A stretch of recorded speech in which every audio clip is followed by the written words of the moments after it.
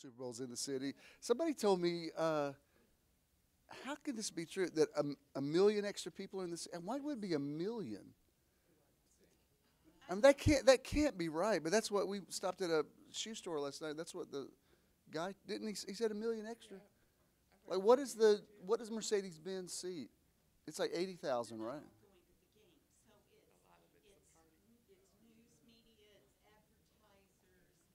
Well, y'all will be home before the thing. I ain't leaving. Once I get home today, Addie Mae's going to get her gown on.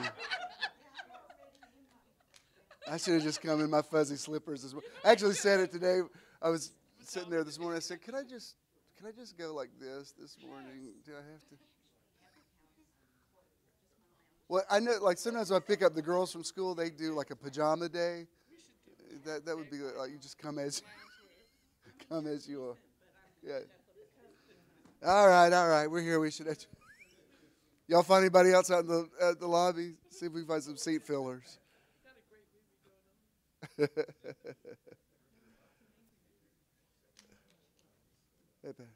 Patricia. Who are you for tonight? Yeah. Patriots, they've had enough. They've had enough. Hey, Cheryl's a seat filler today. Jesus said, "Go out in the highways and byways and compel them to come in." All right. Charles, you may now link us with the World Wide Web. Good morning, beautiful people. Coming to you, those of you who are logging on, we're coming to you live from Super Bowl Central. I think some people weren't sure we were going to even be here this morning, but at least there's no snowstorm. I wasn't feeling that snow. Every time they said it, I was like, I don't think so. I've nearly got nothing against the meteorologists, but this is kind of my MO now. Like the more they prep you for something, the less I think it's going to happen. Like the big blizzards are the ones that nobody sees coming. So I finally went to the store. That I guess I'm going to have to buy some groceries in case we get. I just went ahead and did it. Yeah. But I'm glad for Super Bowl's sake. I'm glad it's not a blizzard today because that really would have been a mess. And thank you, Patricia. It does bring a lot of revenue into the city, and it's all good. And since the Falcons aren't playing, I don't feel stressed about it. I'm like, whatever, dude. That last time, I know we're supposed to have church, but what's the thing they have to play, like the championship before? Remember that game where they started out with such a wide margin and then fell apart after halftime? I thought, I can't, this is too stressful. I can't be a football fan. Is this what football fans go through? Because I got really engaged, and I'd already been through 2 or 3 television events that went very badly, like in a few weeks' time. I thought, I've got to quit watching TV. This is too much. It's like I'm caring way too much about this. All right, since we all got cleaned up and came here today, we should have church today. It is a beautiful day, and I do have a good word for you and some good things to tell you. And a lot of good news here today, just in having conversations with you today. Several people have good reports for good things, and it's good to hear. I got a good report about Rachel. And Jonah was telling me a good report about Judah, and Miss Lillian's feeling better, and she's here. And, Leona's the bionic woman. She'll go and have a procedure, and she blows it off. She's back at church the next Sunday. So she's doing good, and y'all are all here, and that's excellent. Please remain standing, and we'll do the official start. Hello, and welcome to Metron. Metron means measure and sphere of influence, and we want to help you find your Metron. Through motivation, enlightenment, transcendence, renewal, outreach, and networking. We're excited to have you here today and hope you enjoy the service. Good morning, Metron people. Welcome. Give yourselves a big hand for being here. Those of you who are logging on, This is our official start, and we welcome you. Always glad to see your beautiful faces. And it's an exciting day in the ATL because the 53rd Super Bowl is here. And I won't ask who's for the Patriots or who's for the Rams. I do know which teams are playing.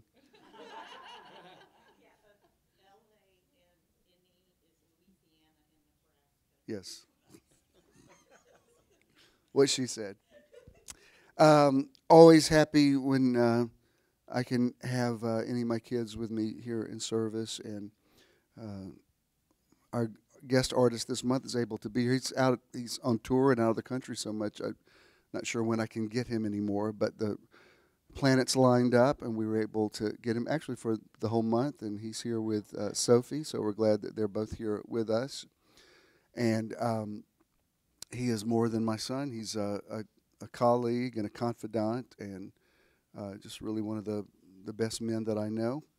And I know he's got something good to share with us today and all this month. Would you please welcome our artist, Jonah Swilley. Jonah. Thank you, guys.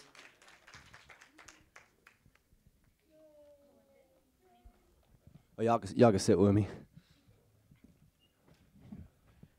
How's everybody doing? Awesome. I'm going to try out 2 songs. The first 2 songs I wrote with a guy named Paul McDonald and Wesley Flowers. So I'm going to try them out today for kicks and giggles and see if you guys like them and see if they are good.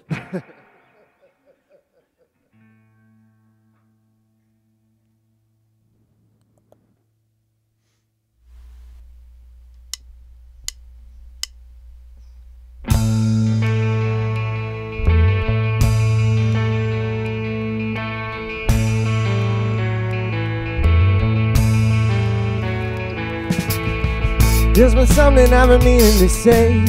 I gotta tell you, let me put it this way. Babe, you got me going. You got me going.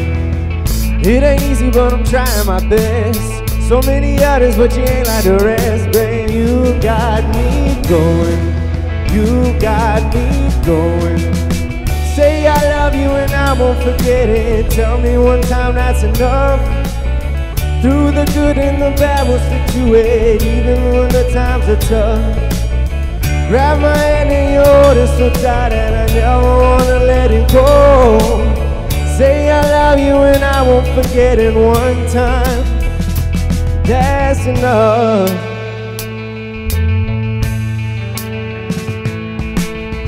Got me special and you can't even hide. You have a way and you ain't gotta try, babe. You got me going. You got me going.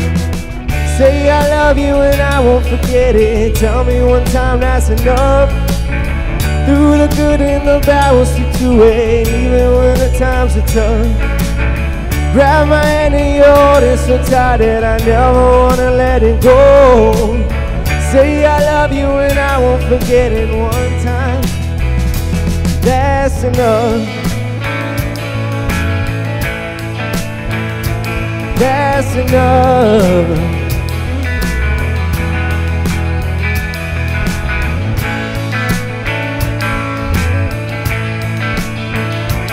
That's enough.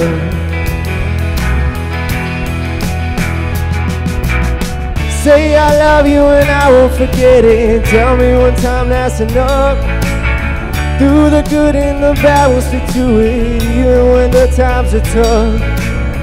Grab my hand and you hold it so tight that I never wanna let it go. Say I love you and I won't forget it one time. You got me going. You got me going. You got me going. You got me.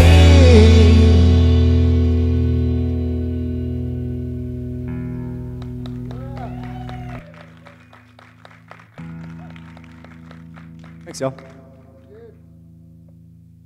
3, 4. Oh, Charles, it's actually right after that other tune, so it's on the same track. So you could even just. Oh, really? Oh, well Well, then I might just be doing this on guitar then.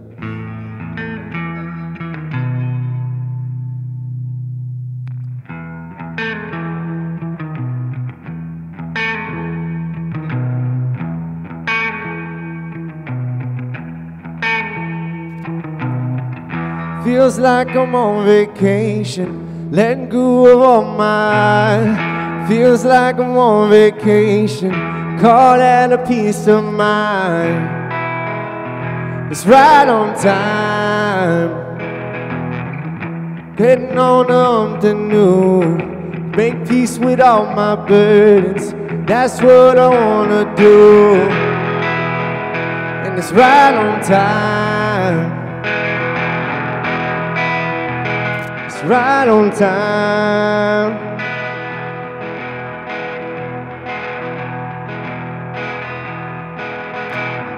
Shower me with your inspiration, free of all hesitation. Alright, alright. All I know is I got to live, so give me all that you got to give. Alright, alright.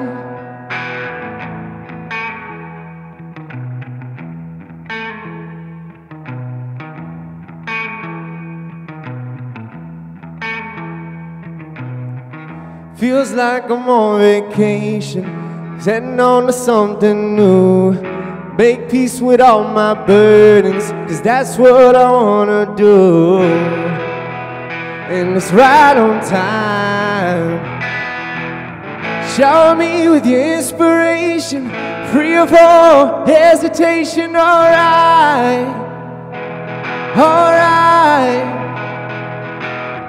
All I know is I got to live, so give me all that you got to give. Alright, alright. Oh, and it's right on time. It's right on time.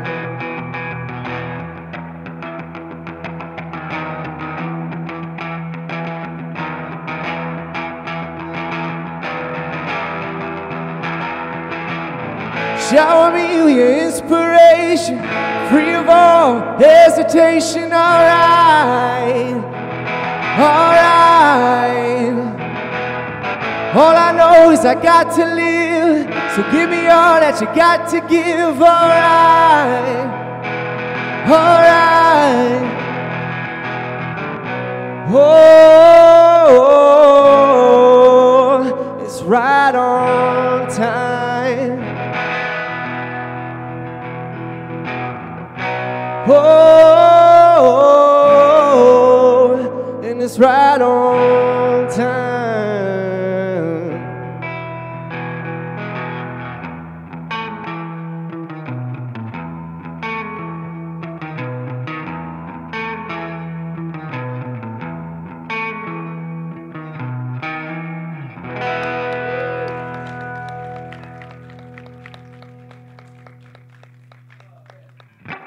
I was really relying on that track for that one. Thanks for bearing with me. All right. I played this song one of the last times. Can I get a little bit more vocals, Charles? Yeah, I think it's just an old gospel song, so I like this a lot.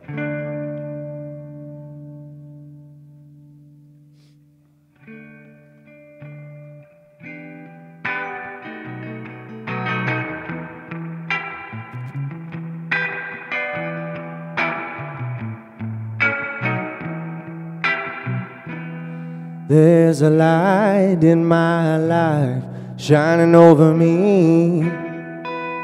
There's a light in my life shining over me. Yeah, with your blessings from above, fill me with that precious love. There's a light in my life shining over me. Sometimes I sit and wonder what strange things happen to me. Then again I realize my friends have all gone, yeah. But if I put my trust in Jesus, my balance is restored. Can't you see there's a light in my life shining over me? There's a light in my life shining over me. There's a light in my life shining over me. Yeah, with your blessings from above, fill me with that precious love. There's a light in my life shining over me. Oh Lord, walk with me and talk with me. Say, stay close by my side. Be my shelter, be my comfort, be my guide. Yeah, I was blind, but now I see. Jesus came in and he rescued me. There's a light in my life shining over me. Oh, there's a light in my life shining over me. There's a light in my life shining over me. Yeah, with your blessings from above, fill me with that precious love. There's a light in my life shining over me. Thank you. Jonas Swilley. Did you have it? I was gonna play. What if you wanted me to? What'd you have? No, I got it. It's all good. He looked like he had another one in him. Well, you still, that song's good even without your track. It's all good, good, good. He's a good writer and producer, and glad to have him this month. Beautiful. All right, you may be seated. Thanks. Thank you for being here. Look at Wellington's shoes. Let me see your shoes. That's part of my Sunday ritual to see what Wellington's going to be wearing.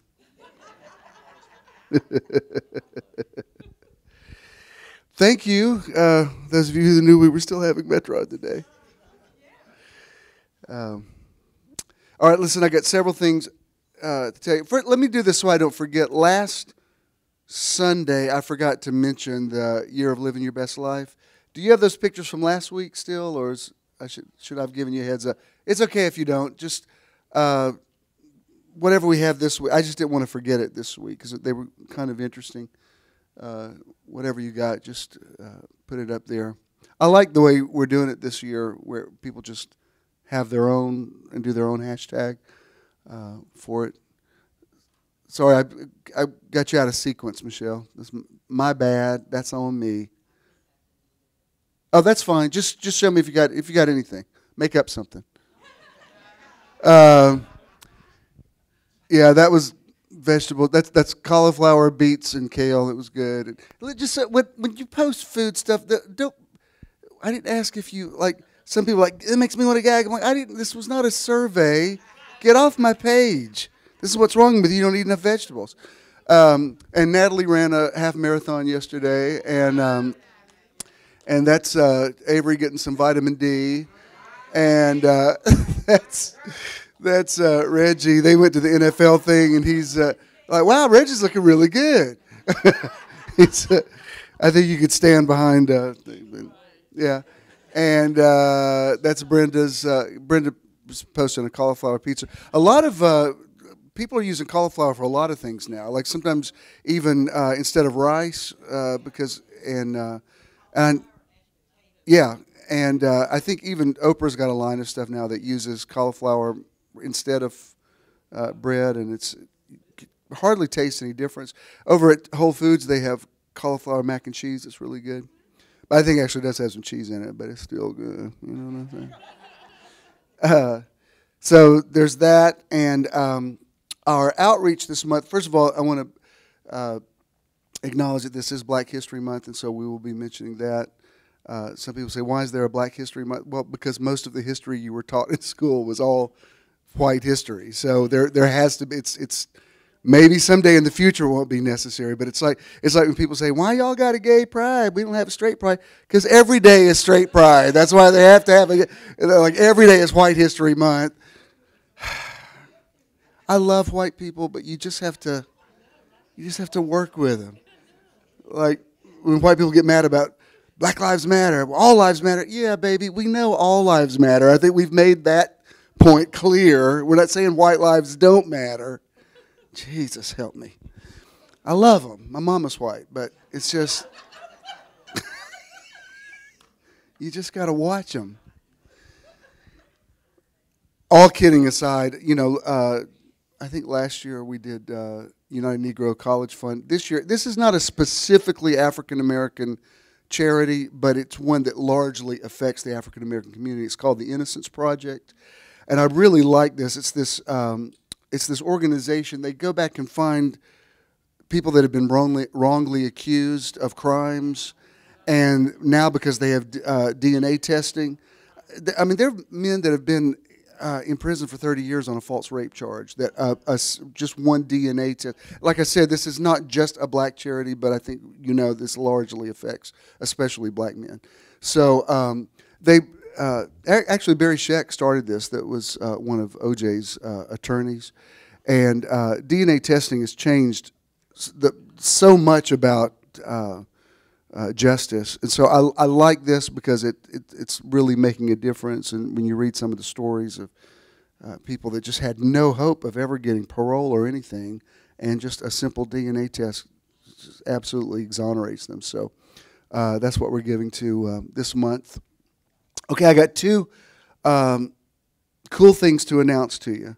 I went ahead and planned meditation weekend 5 and 6. We had lunch with somebody yesterday, a friend of mine that's becoming a life coach, and he said, I read your page. He said the things that people write about your meditation weekend. He said we want to come the next week. He said, I've never read such effusive praise for something. I said, well, they're not exaggerating. They really are amazing. So I went ahead and locked in a couple of dates. It's just easier for me to go ahead and find a date and put it out there and let everybody else figure it out than to try to poll everybody.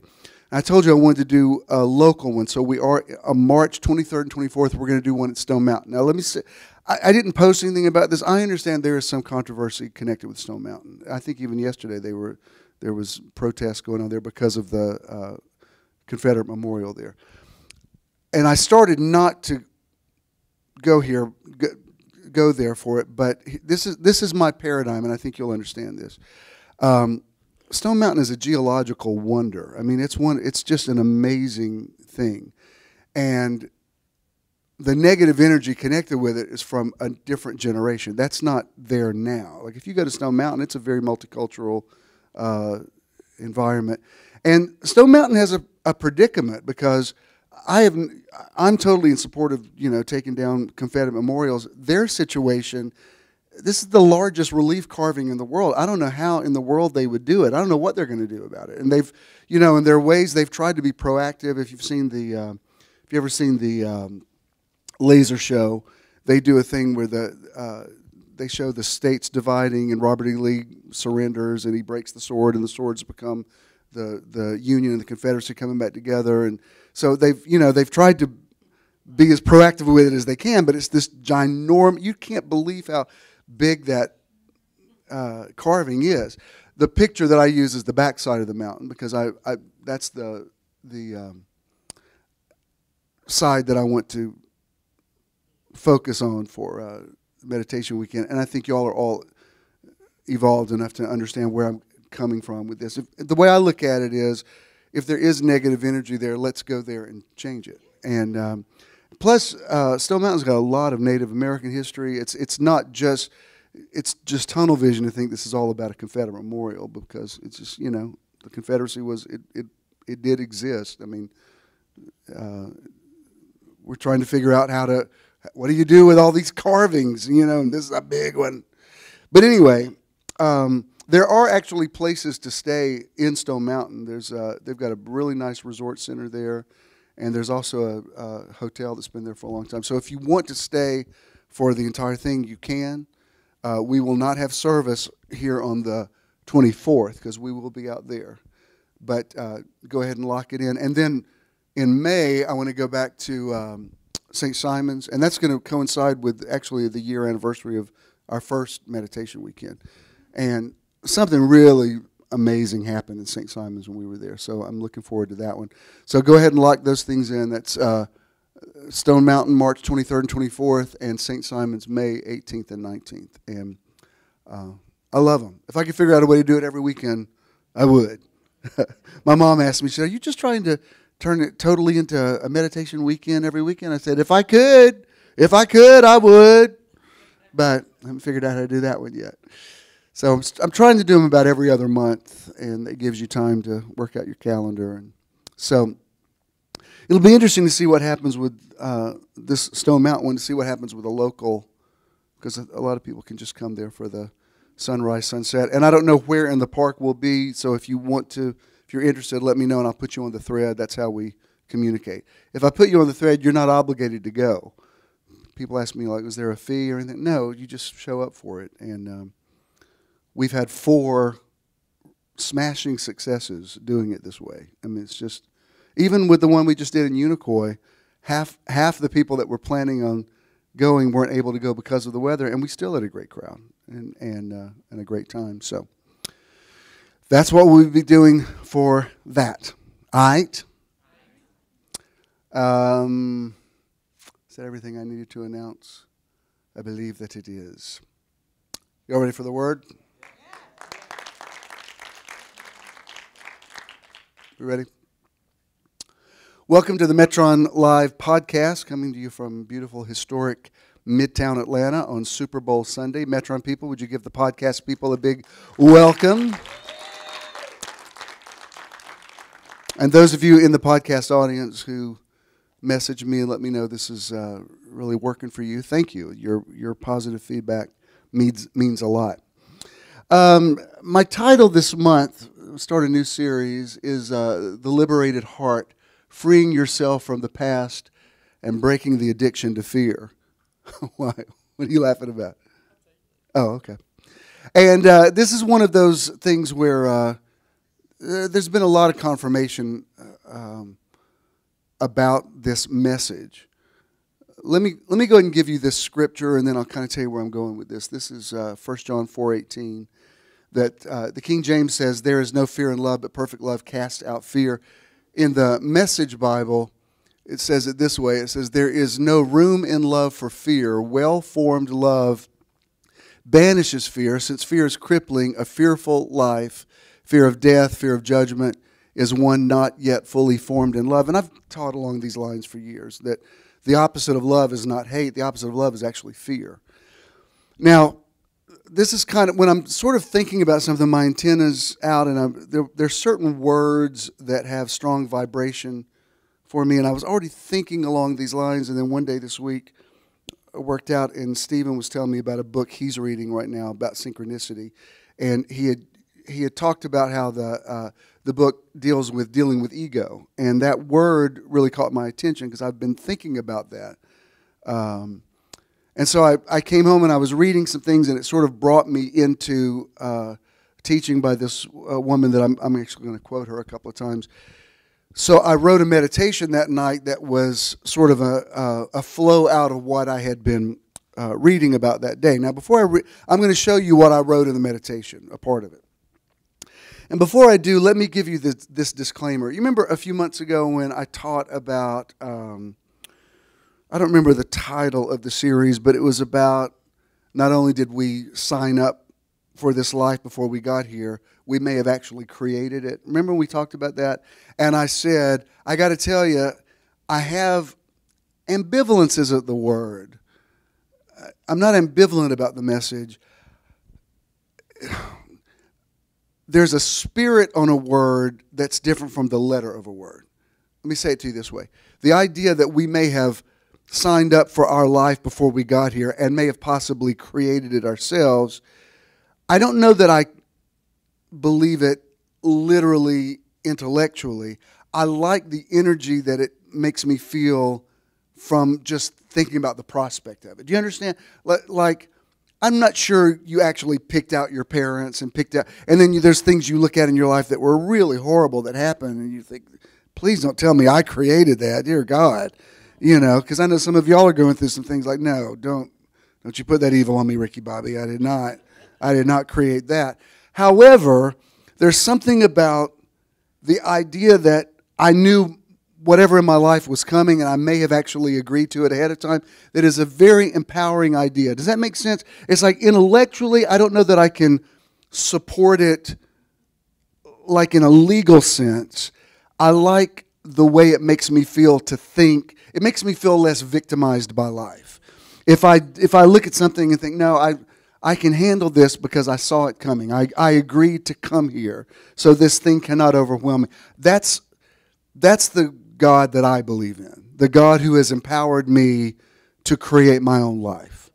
I'm just telling you, I don't believe in the God that's playing this big chess game with us and that we have no control over. I don't like that God. I don't believe in that God. That is not my reality. If that's the God you believe in, I'm your wrong spiritual leader, because you should know that's not what I believe in. I believe God has empowered us to create. Let us make people in our image and let them have dominion. And that paradigm is a part of everything that I believe. So I was reading some of the things that this woman has written, because this is her basic thesis. Her idea is that everything is created by love. And if love didn't create it, it's not real. So that if you feel fear about something, the fear is just an illusion. Now, that's a very abstract idea. But I like, there's a feeling, there's a vibration I get off of the concept of that I really do like. I like and we've talked about this before, that fear, there's an acronym, FEAR, it's false evidence appearing real. So this isn't totally virgin territory for me. But let me show you what I wrote about it, and we'll go from there. This is from my meditation one night, maybe Thursday night, I think. I said, there's a philosophy which embraces the concept that love is the only emotion and that fear is just an illusion. The idea is that when you have a fearful or anxious thought, you should say to yourself, love did not create this thought, and so it is not real. Now, again, I can't intellectualize that, but I find this very attractive. It does something to me inwardly to think, I only accept things in my life that were created by love. Anything that was created by fear, it's not real to me. I can deal with fear better if I think it's an illusion. Do you understand? And I'm not saying denial. I'm not saying there's not things out there that you should legitimately, be afraid of. But, well, you'll get it as we unpack this. It's an admittedly abstract proposition, but I'm suggesting that you open yourself up to it, at least for tonight. When you've tried everything else, you can always count on love to do the impossible.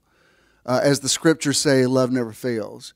It's also been said that whenever you're afraid, it's proof that you've turned your back on love and chosen to have faith in the ego. Now, again, I found this to be a very attractive idea.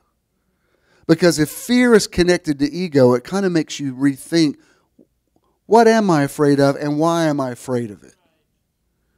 Like if somebody betrays you or talks bad about you and you overreact to it, you have to ask yourself, why did this matter to me so much? And it really kind of becomes a teachable moment. We're all human enough to want everybody to like us, but I'm telling you, not everybody's going to like you all the time, and there are some people that you thought had your back that do not have your back. That is just a fact of life. And if you don't get that, you're going to be victimized and beaten up by life. I mean, you nearly have to find that sort of sweet spot between not being cynical. Well, Jesus said, be wise as serpents and harmless as doves. Not being cynical, but also knowing that anything's possible with people. I mean, it's just true. The people that you think could never turn on you can and do. And that's not exclusive to you. That's been happening. I mean, Jesus even spoke to Judas, and even though Judas was fulfilling a purpose, on a personal level, Jesus said, if this hadn't been a friend of mine, I could have borne it. He said that it's the fact that we had actual affection for each other. That's what makes this so painful. And if anybody's ever been betrayed by a friend or, someone that you loved at one time who now has a different paradigm of you, it's a difficult thing to go through. But you have to ask yourself, why am I so afraid that not everybody's going to think I'm wonderful? And that really gets down to the question about ego. So it really, the fear becomes a way for you to become introspective about, why does it matter so much? It's too simple to say, well, I'm human, everybody wants to be liked. Because it's more complex than that. But I think that this woman's on to something when she says this. And again, I can't intellectualize this, but I like this idea. Again, it's proof that you've turned your back on love and chosen to have faith in the ego. Again, the concept is out of the box, but definitely worth consideration. Paul said, and yet I show you a more excellent way, as a lead into his classic love chapter. Love is always the more excellent way. As I often say, don't overthink it, but try this as a spiritual experiment. Whatever is going on in your head this evening, tell yourself, if love did not create it, it's not real. Now, I'm telling you, I was going through something this week that this personally worked for me on a very visceral, emotional level. Because there's some things, the more you think about them, the worse the situation. It's like chewing something that you can't swallow, and the more you chew it, the bigger it gets in your mouth, and you're like, I got to spit this out. And that's why you keep thinking about it. And the idea of thinking about it from the paradigm of love gave me an asymmetrical way to deal with it and to even deal with my own ego. I don't think ego is altogether a negative thing. I think if you didn't have some ego, you wouldn't have gotten out of bed and brushed your teeth this morning. I mean, there's a certain amount of, like people say, some of the things people have said to me over the years about you think too highly of yourself, whatever. I think you have no idea. If you don't feel pretty good about yourself doing what I do, you would never survive it. It's okay. It's just a light. Will wanted y'all to know he just got here. It's all good. Just a little mood lighting. I loved it. As I'm talking about fear, I loved your reaction. That was a nice gasp from the audience. I was like, y'all, it's just a light. Settle down. What'd you say, Sandra? Chandra said, loved it, do it. Chandra, that's the funniest thing I've ever heard.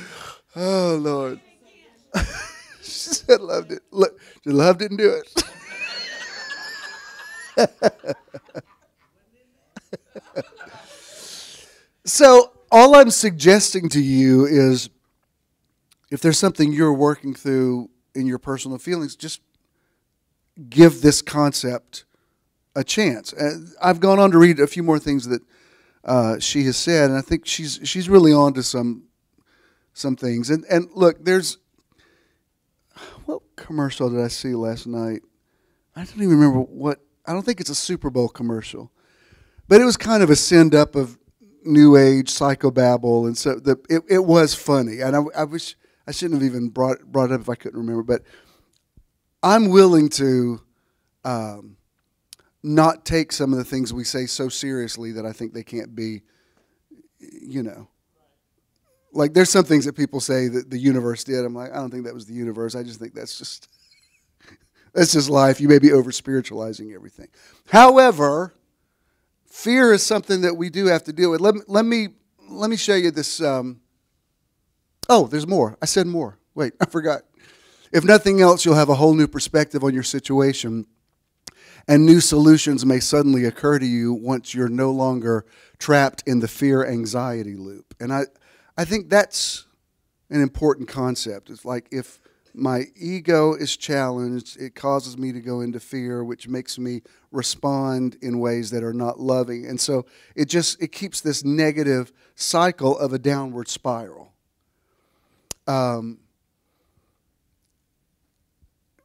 Paul said it this way. He said, the weapons of our warfare are not carnal, but mighty through God to the pulling down of strongholds. I don't believe in demons in the conventional sense anymore, but I do think there is negative energy that people pull you into, that when you get pulled into that vortex, you pay a price for it. There's some arguments I want to avoid, not because I can't win the argument, but it's because I don't like where this is going to take me. I don't like, I'm going to have to stoop so low for me to have this conversation. And it wasn't an original thought. It was somebody's meme I shared yesterday. It was about not going low vibrational. I said, I've learned my lessons from that. You rise up and meet me. And I could tell you Bible story after Bible story that would support that. Not the least of which is, you remember Nehemiah is building the wall, and everybody's like lying about him and saying all kind of stuff about him. And he said, I can't come to. At one point, he had a brick in one hand and a sword in the other. He was having to fight off, really, the fake news about him. But his word was, I'm doing a good work. I can't come down from this wall. And that's a great concept, that you're so proactive. Like I'm too busy building a better reality for me to get pulled into this negative reality. And most of that negative reality, if you can nearly always connect the dots back to fear and ego. I think I have another quote by her. Her name is Gabrielle Bernstein. She's written some books, but I just picked out several things she said that I like. This one's very important. She says, we sense love, but we don't believe in it. We save our faith for fear. But ultimately, there is a quiet voice in each of us that longs for something better.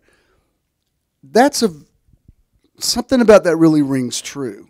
Why is it difficult to believe when somebody says, I love you, that they're not really telling the truth? You know why? Because you've had other people tell you that didn't act loving. So you're in the fear-anxiety loop. It's like, well, no, I've heard this before, and I know you don't really mean it. But her point is why is it so much easier to believe in fear and not believe in love? Which that is a very interesting proposition. Like, yeah, why is that? Why is it that you have a tendency to believe the worst about yourself? This friend of ours that we were talking about yesterday, he's actually going through the whole school for life coaching, and he was sort of telling me some of the things that he's going through in these classes. And I said, it's interesting hearing you talk about it, because everything you're saying are things that I teach on, but I like the way that your concept has sort of organized it into language that can really help people in a tangible way, where they can bring change to their life. The whole thing about life coaching is you don't really give anybody advice. You facilitate them to work out their own situation, and you as a life coach, you're non-judgmental, which is one reason why it's hard to find. Life coaching is very different from typical counseling or pastoring, because the Christian idea is fivefold ministry is to tell you what to do. Life coaching is a different thing. It's like, well, no, the answer's in you and whatever. But he said, you know, it's causing me. He said, as I'm going through this training, it's making me have to deal with a lot of my own unresolved issues. Not the least of which is my own personal fear of rejection. I don't think he would mind me saying this. You probably don't even know what I'm talking about. And he said, because of some of my history of rejection, you know, it's easy to get into that loop, and it's making me deal with why am I so afraid of that? And I said, well, I can tell you this. In 47 years of ministry, which is a heck of a lot of counseling in all that time, if I had to come up with one thing that kept people from receiving more than anything else, would be a sense of unworthiness. More than anything else. People say, well, so-and-so didn't happen for so-and-so because they had sin in their life. I'm telling you, that, believe me, I know all kind of fabulously successful people that have horrible morals. Sin has very little to do with it. It's how you perceive. Like I used to have people say to me, you know, not you guys, but back in the day, I would hear people say, when you talk about positive stuff or believing yourself, or even talking about me being the righteousness of God in Christ, I don't disagree with you. I just don't think it applies to me. Like when you're preaching, I think, well, this is for everybody. This is for all the good people. All of these people are righteous, but if they knew about me, they'd know this is not applicable to me. What people don't realize is that nearly everybody has thought that on some level. And so that's kind of where I want to go with this. This is going to be a little bit different teaching on fear than I've done before. And we're going to open some new neuropaths and cause you to look at it a little bit differently because I'm looking at it a little bit differently. You can have a very healthy self-esteem and still disconnect yourself from ego. They're different things. When you love yourself, that's healthy. When you're ego-driven, you're setting yourself up for something. Yeah, for failure. You are. All right. This is interesting what Chopra said. I quoted him last week, but I'm going to quote him again. He says, when you evoke fear, you set into motion the physiology of stress that accelerates biological aging. You must let go of this fear in order to reverse aging. Now this will, if nothing else I say will get your attention, this will. When I tell you fear is making you old, you'll be like, tell me more. Wait, I don't think I finished. Go back, Michelle. Oh, yeah. You must let go of this fear in order to reverse aging. Okay, go ahead. When we think fearful thoughts, we cause our bodies to go into stress. Our heart rate increases, we release adrenaline into our bloodstream, and we even change the flow of our blood.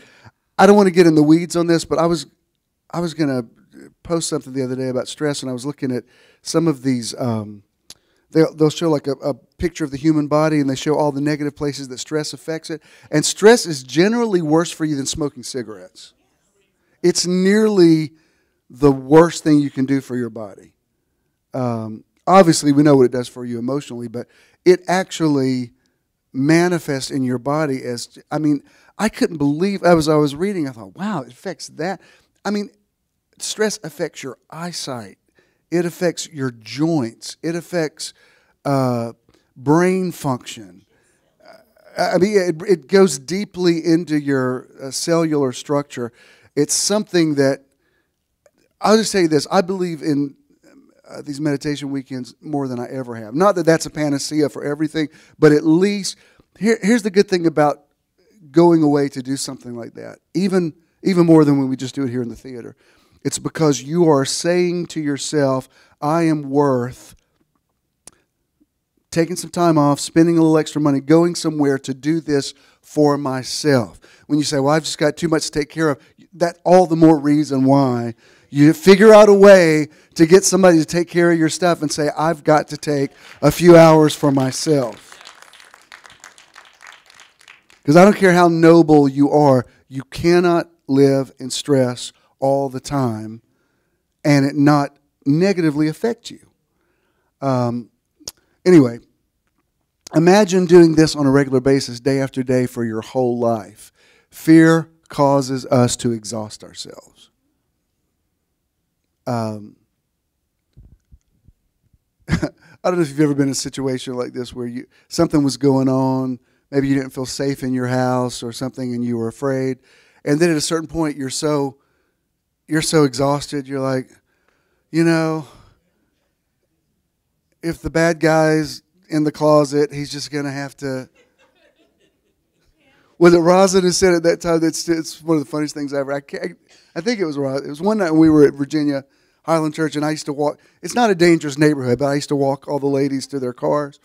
And there was one night we had done something, we were cleaning up, and it was Rosin and somebody else.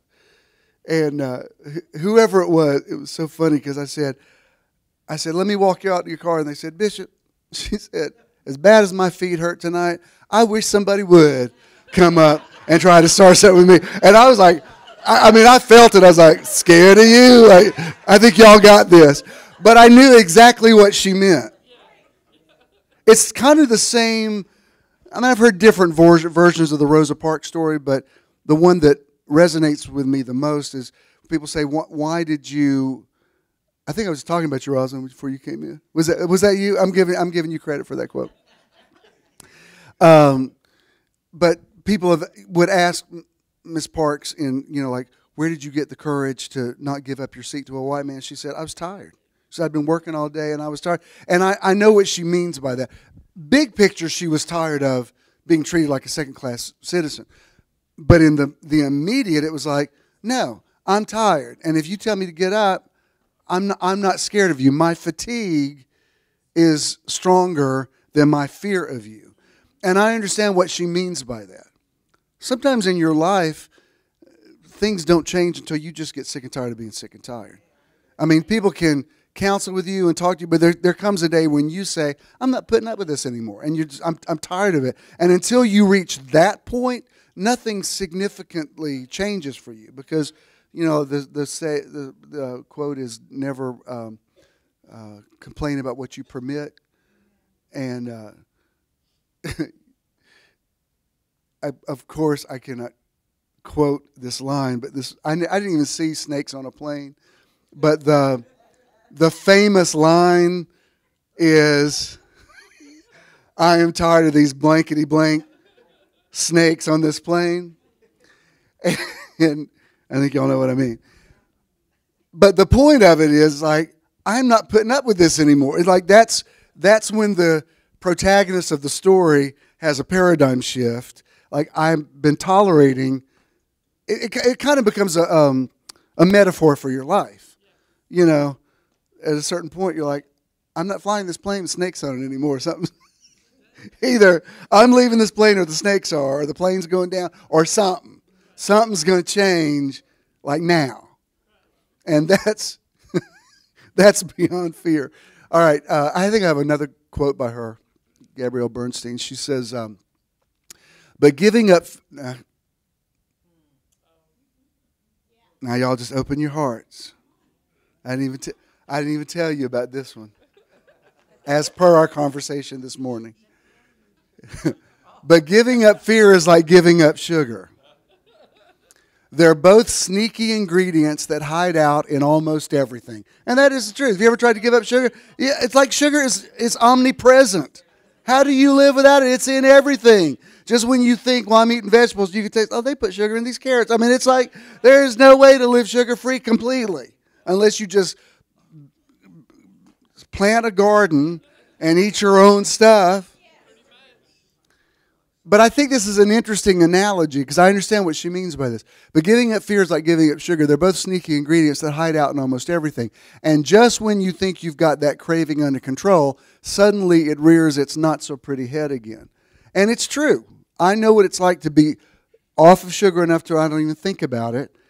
And like, I'm off it. And then you eat it again, and that switch is flipped back on, and it sends those neurotransmitters to your brain, and before you know it, you're like, it's, again, I don't see this as literal, but Jesus said when the demon goes out of a man, it roams in dry places, and then it comes back and brings 7 worse with it. And that's why addiction sometimes is so bad. When you go back into what you came out of, you go back in even deeper. But I think this is an interesting connection that she makes, because she says, sugar's in everything. Well, fear's in everything. Last night I was thinking about it because it took us a while to get home. I mean, I live 3 blocks from Mercedes-Benz, so you can imagine it was like gridlock around my building, and I'm fine with that. I like being in the middle of everything. Super Bowl isn't every week, so I know, well, once we get home today, we won't be leaving the house again because we're just not going to be able to. And it's fine. I'm willing to put up with that. I heard people being interviewed saying, I don't like all this traffic Super Bowl is going to bring. I'm like, God, how small is your vision? It's not like the Super Bowl's every week. I mean, it's bringing all this publicity to the city and all this money in the city that's going to have a trickle-down effect for you. You don't have to be in the middle of it, but why have you got to... I remember back during the Olympics, so many people going, I don't like you. road's going to be shut down. I'm like, it's the freaking Olympics. Like, why aren't you happy? This is an amazing, the Centennial Olympics are going to be in Atlanta, and all you can think about is, well, it's going to take me longer to get to work. Like, this is what's wrong with your life. Do you know what I mean? Because there's some things, based in fear. Exactly, and that's my point. Like, I'm looking at, it was crazy around my building last night. I posted a video out my window, and I probably shouldn't have because I think it affected the crowd this morning. Because when I showed everybody what the traffic's like, people were like, I ain't getting in that. Well, that was last night. It's not this morning, but live and learn. But the point is people say, well, are you afraid to live in the city? No, because there's stuff that happens everywhere, where crime has even gotten out. Ken works like in an idyllic, private community, and crime's even gotten in there. Like, there's no way to. Which, by the way, he's Employee of the Month this month. So, congratulations again. And this time they listed him as HVAC engineer because he went to the tech. So, y'all better recognize. But there's no, like, I remember, Joan, I remember your mom took you and Judah up to the top of the World Trade Center, like, just weeks before 9/11. And you would have never thought that, like 3 weeks from now, this building's not going to be. You certainly would have never thought we're in a dangerous place. Technically, the only safe place is the secret place of the Most High. Because stuff could happen. Anyway, I remember years ago, I was watching the news one night, and this guy in Florida, his house just fell in a sinkhole. Like, with no warning, house is here. And I remember looking at that, I thought, there's no way you could prepare for that. You could have storm windows. You could have the finest alarm system. You could do termite, pest control. You could re-roof. You could have the state-of-the-art everything. Your house falls in the ground. There's no... And so this is kind of the way I look at typically the way I've looked at the fear piece. When I get in the car, I buckle my seatbelt, and it's an acknowledgement that people have car accidents. But I still drive the car. I can't not drive. I get in the car, and I go, click. I'm acknowledging that is in the realm of possibility. I do not expect it to be. I'm going to do everything in my power for it not to be my reality, but it does happen. When I lay down tonight, I will put the deadbolt on my front door. I'm not going to stand there all night and be afraid there's going to be a home invasion. I'm acknowledging, there might be somebody out there that I don't want to come into my house tonight, but I am going to go lay down and go to sleep. So it's an acknowledgement of living in the real world, but still living your life. I don't know if you've ever heard this before, but did you know people get divorced? Did y'all know that? But people still get married. Like, people could say, well, I ain't get married because 50% of all marriages end in divorce. Well, you might be the 50% that doesn't end that way. How do you know? You just have to do it. I mean, I can counsel with you, and I'm doing some counseling now, but basically you got to figure it out. You can cancel for 5 years and still there'll be something like, well, I didn't know that. I didn't see that one coming. Like, well, that's just called life. There's no way you can totally be prepared for everything, no matter how much you do your prep work. There's still things that, for lack of a better term, blindside you. They just do. And that's why you can't live in fear. You can't live in the, well, what if such and such happens? Well, let's hope this doesn't happen. Like I tell you, I choose to live without guns. That's my choice. I don't tell you not to do that. When somebody says, well, what would you do if somebody broke into your house? Well, I'm hoping that doesn't happen, and that's a chance I'm willing to take. I'm not telling you not to do it. I'm just saying, for me, when Jesus said, "They that live by the sword die by the sword," the way I see it, when I get a gun, I'm inviting reasons to have a gun. That's my reality. I'm not anti-Second Amendment. I'm not telling you that should be your reality. I'm just saying, for my near 61 years, that has worked for me.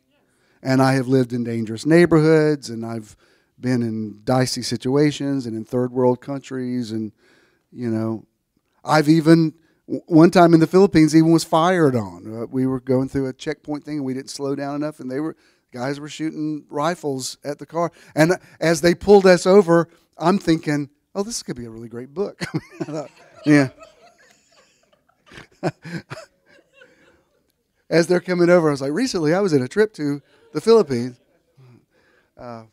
That's where my mind went to. I was like, oh, here's a story. I never think about, it's not naivete. I know bad things happen to people.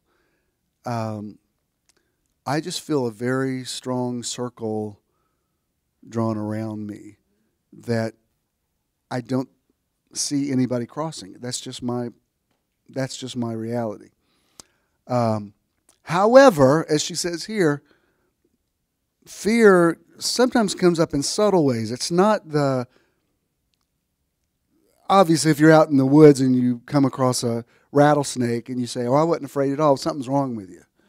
You should be afraid of that. That's just caution. Or, if you knock a candle over in your house, you should be concerned that could start a fire. I'm not. Yes. Jackie says if something falls over as it did earlier, she's going to duck, and she has good reason to. It's not very far from here. One day something heavy fell on her face. That's a whole other story. She lived to tell it, but yes. Exactly. And you still show up here. You could say, I'm not driving back on that property. Large things fall on the bridge of your nose and fracture your nose when you go there. That's not your reality. I have another scripture to show you. This is 2 Timothy 1:7. This is out of the Amplified Classic. He says, for God did not give us a spirit of timidity, of cowardice, of craven and cringing and fawning fear, but he has given us a spirit of power and of love and of calm and well-balanced mind and discipline and self-control. I will tell you this, and this is the reason I want to treat fear as an addiction this month. The less you partake of it, the less you want it. Because I'm telling you, people don't even realize how addicted they are to their fear. They're addicted to the feelings of fear that they have because they feel familiar. And when you live out of fear, you nearly have to create a new persona. Because your fear is so totally connected to your comfort zone. I know there's things in my life that I've done that was beyond my comfort zone. And as I was doing it, I was thinking, I remember thinking, I can't believe I'm doing this. Because I've definitely gone against my fear to do this. And you can nearly feel new neuropaths opening up in your brain. It's like, wow, there's a part of my brain that is open to a possibility of living life beyond fear. And that's, if you learn how to age proactively, things actually will get better for you as you get older. Because you remember that Peggy Lee song, Is That All There Is? Remember she says, when she was a little girl, she saw her house burn down, and she said there, and her dad held her in his arms. She said, is that all there is to a fire? And then she talks about a guy broke her heart, and she said, there's a line where she says, he left me. She said, I thought I would die, but I didn't. And I said, is that all there is to a...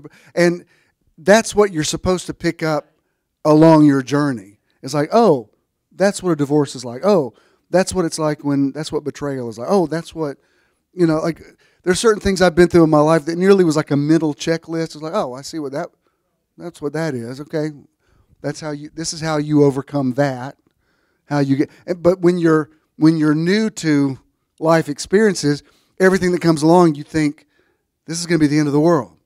Have you seen? There's another commercial. I never can remember what they're advertising, but it's a commercial that shows how different you are with your first child and your third child, and the first child, they're changing the baby's diaper, and the wife's like, "You're doing it wrong. They're like yelling at each other. The third one, the dad's in the shower, and she like hands the baby like, wash him, like and those of us that have had many children know.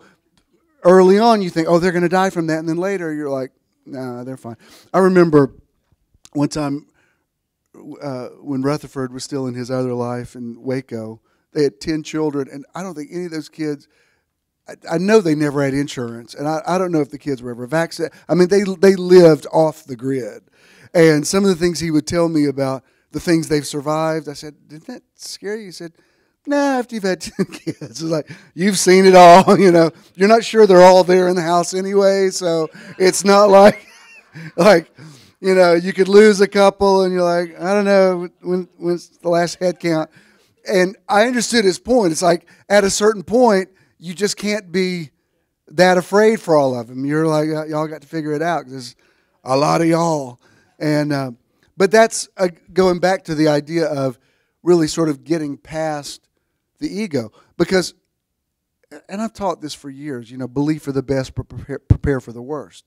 Like, sometimes you have to nearly go to the dark side and say, all right, well, what if that did happen? Let me not create this with my vision, but let me think about, well, what would happen if that occurred? Okay, well, that's what that would look like. All right, I've looked at it, and it nearly takes the sting of it away to say, oh, that's what that would. I'm not afraid to look at that, and now I'm moving on past it. I have one more quote from her. No, this is actually from Marianne Williamson, who, by the way, I think is running for president. I'm like, oh, Marianne, don't stay in your lane. I'm not sure it's for real. I think I'm not sure what she's doing on this one, but of course, right now, I think several of you are running for president, apparently. I'm like, okay, let's see what happens. But her concept, tell me what you stand for. What's your platform? Love is what we are born with. Fear is what we learn. The spiritual journey is the unlearning of fear and the acceptance of love back into our hearts. Well, that's certainly true. I remember when I worked with my dad over here, we had an Abeka school. We had K through 12. And in the K4, I remember there was, the teacher was telling me one day that she had walked out of the room, and the kid said, Miss So-and-so, somebody came to the room looking for you. And she said, well, who was it? And they didn't know the name, and so she was trying to get a description. She said, was he black or white? And these 4-year-olds just stared at her blankly, like, what are you talking? Like, they didn't have that concept. She said, well, was he was the color of his skin dark or light? They're like, the more she tried to explain it, she said the more absurd it sounded, because they're looking at her like, what do you mean? Was he, I used to have somebody that went to the church that I remember her telling me that they're African American, and her daughter was out playing with some white kids when she was a little girl, and she had never heard even the term black, much less any negative stereotype or anything.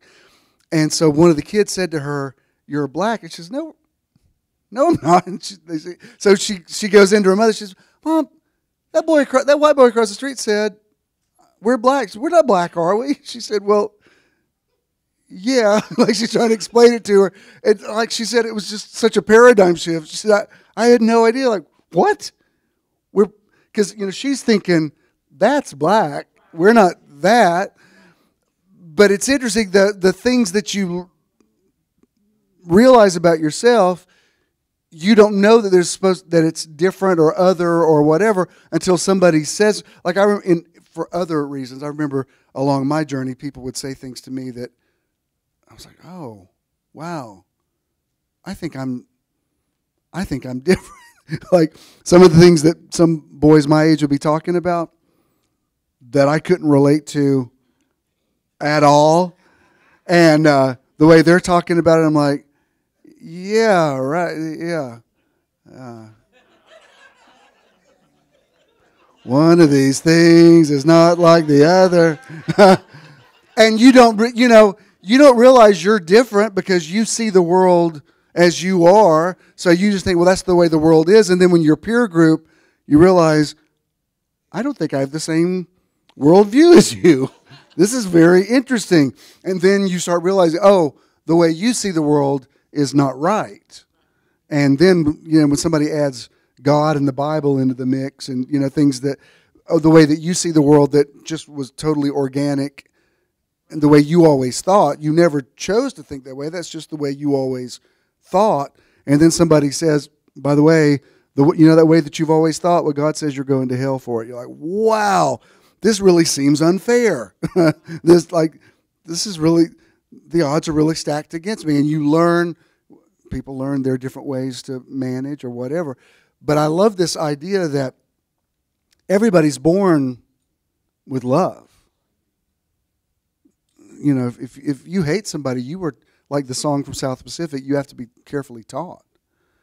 I love some of those ads where you see babies of different ethnicities playing together and they have no sense of differentness. They don't even have sense of differentness with gender. They're like, they just love each other and play with each other. And there's these little nuanced things. I remember Jimmy Carter was in his, I think it was his autobiography, he was saying in the community of Plains where he was raised, he was the only white kid of his peer group. Like he grew up out in the country and all of the little boys he played with were all black. And he said, I remember a day where we were walking somewhere and I walked through a gate and they stood back and let me walk first. And he said, I could tell they had already been conditioned to don't rock the boat, whatever. And he said, it was just such a moment of we had never felt different before. And suddenly I was aware that they had been taught to defer to me. It was subtle, but that's why I just want to say, don't get mad when I say this, but when people like Roger Stone are calling what they're going through a lynching, I'm like, let me show you, unless you're Leo Frank, the only white man in America to be, don't say lynching. Let me show you Let me show you what a lynching actually was. We're living in a world where people use hyperbole way too much. People call somebody what's the word? A narcissist. People throw that word around. No, if you've ever actually read, a narcissist is like a psychopath, a sociopath. Just because somebody's got a healthy self-esteem or even a large ego doesn't make him a narcissist. And what happens is when you throw those words around, you desensitize people to the actual, yes. So no, Roger Stone may be going through a lot, but he's not going through a lynching. The lynching was a whole other thing that I'm not sure white people even have a right to use that word. Like with white people, they're like, no, this is not applicable to your ancestral experience. That's really not one of your words. Sorry, that was your free part. I just put that in there, a little consciousness raising, free of charge. But when you start examining the fears that you've picked up and how when you unlearn them, like I've thought when I see the things that are happening with my dad right now, I think a lot about things that my cousin talked about when my aunt went through Alzheimer's or dementia or whatever. And she had always been super claustrophobic. I mean, to the point she couldn't even get on an elevator. And she said after a certain point, I'd put her on the elevator and she didn't remember she was afraid. She said it was the craziest thing, like walking an elevator. Mom's just like, yeah, no problem. And it just shows you that none of your fears are organic. They're all things that you learned through life experience. Somebody taught you to fear something, and if you don't challenge them, you just start collecting, fear upon fear upon fear upon fear, and don't even realize you're addicted to several drugs. You're not just doing coke. You're shooting heroin and doing ecstasy, and it's all fear. I know that's a bizarre analogy, but you get my point. So that's what we're going to examine this month about there's no fear in love. And just for the month, just try this as an experiment. Examine negative thoughts and ask yourself, is this real or not? Did love birth this? Because if fear birthed it, it may not be real, and it's certainly not going to be part of my reality. Just try it. Again, don't try to intellectualize it, because it's not going to make sense to you if you intellectualize it. But I'm even going to challenge you to not be so protective over your ego either. Do you know what I mean? It's like it's actually very, very liberating to, when somebody came to Jesus and said, Master, you're good. And he says, why do you call me good? There's none good but God. And a lot of theologians have debated about why he said that. I just think it's interesting that Jesus could, in one sense, be so completely self-confident, and in the other sense, nearly self-deprecating. Like he believed in his gift, but also, what did Paul say in the Philippians? Though he's in the equal with God, did not think it robbery, but made himself of no reputation, took on the form of a servant. I mean, even for Jesus to put a towel around his waist and wash his disciples' feet was a very symbolic gesture of him, because in their world, that was totally reserved for a certain class of people. The servant class were the ones that did that sort of thing. So for Jesus to wash their feet, remember, even Peter said, "Well, don't." Peter's own pride wouldn't let him do it. Peter said, "Well, don't just wash my feet, wash my head, wash my hands." He was like, he got proud about it, and Jesus said, "If I don't do this, you don't have any part of me." So you can find the balance of believing in yourself and not being a jerk about it. And once in a while, if somebody calls you on something, they may be right. 2 or 3 times lately, I've got a couple people that kind of stay passive-aggressive with me on Facebook, and I'm like, oh, Lord, this is your journey. I hope you figure it out. I'm not having a war with you. This is your... God bless you. But there's other people that sometimes, you ever had somebody post something and you think, are they meaning that for me? And sometimes I'll look at it and think, well, if they are meaning it for me, then touche. Actually a valid point. That's when you know I'm not living in the fear-anxiety loop. I can look at that and say, well, maybe they did. Maybe that's just their reality. But I don't even need to message them and say, what exactly did you mean by that? I'm like, maybe they did mean that. Not the end of the world. Guess what? People could say all kind of stuff about you. It won't kill you. If it killed you, I'd have been 6 feet under a long time ago. Jesus said, beware when all men speak well of you. I've never had to beware.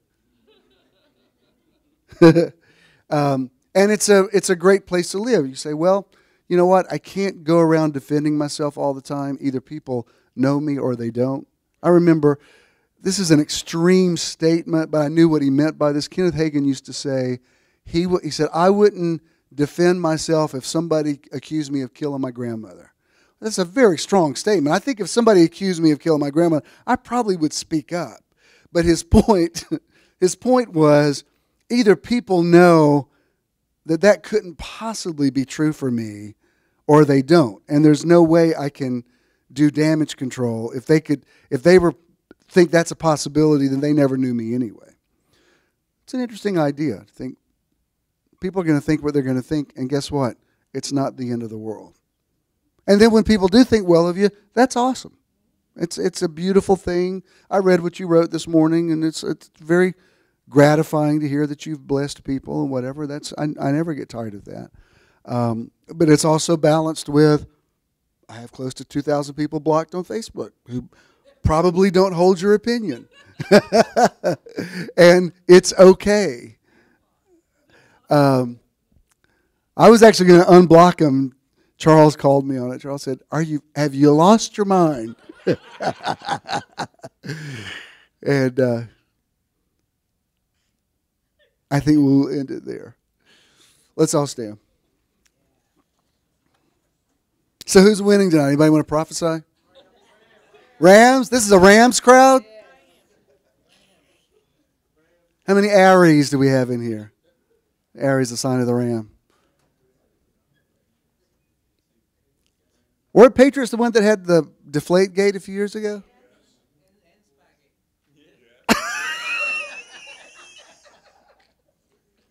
Shada, I like you in the second row.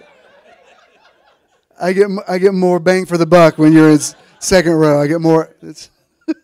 I like what you're giving me.